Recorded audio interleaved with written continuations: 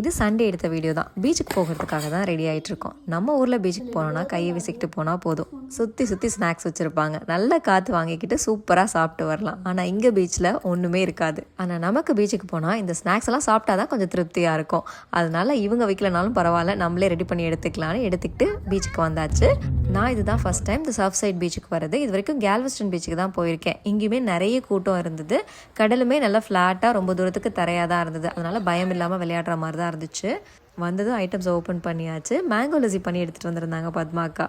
Taste பண்ணுறன்ற சாக்கில் தண்ணியில் இறங்கிறதுக்கு முன்னாடி அதை ஒரு கிளாஸ் இறக்கிக்கிட்டு இருந்தேன்.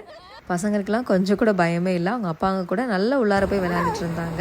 நாங்கள் அந்த கரையிலேயே தண்ணியில் உட்காந்துட்டு இருந்தோம். அதுவுமே ரொம்ப ரிலாக்ஸிங்காக சூப்பராக இருந்தது. அப்புறம் ஒரு பிரேக்கை போட்டு எல்லாருமே ஸ்நாக்ஸ் சாப்பிட ஸ்டார்ட் பண்ணியாச்சு. இந்த பீச்சில் உப்பு காரம் போட்டு இந்த மாங்காய் சாப்பிட்றதுனா எனக்கு ரொம்ப பிடிக்கும். இங்கே இருக்கிற பீச்சுக்கு வந்து நிறைய டைம் அதை மிஸ் பண்ணி புலம்பியிருக்கேன். அதனால இந்த டைம் தேடி கண்டுபிடிச்சி மாங்காய் வாங்கிட்டு வந்தேன்.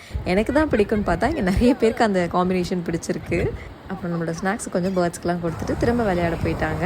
இந்த கதையை மட்டும் கேளுங்க. இந்த ஷார்க்கு அகரனும் கார்த்திக்கும் தான் சேர்ந்து பண்ணிட்டு இருந்தாங்க. இதில் என்ன குறை கண்டுபிடிச்சான்னு தெரியல. இந்த ஷார்க் பிடிக்கலன்னு அவன் ஒரு ஷார்க் பண்ணிக்கிட்டு இருக்கான். ஸோ அப்படியே விளையாண்டுட்டு அதுக்கப்புறம் அப்படியே வீட்டுக்கு கிளம்பியாச்சு.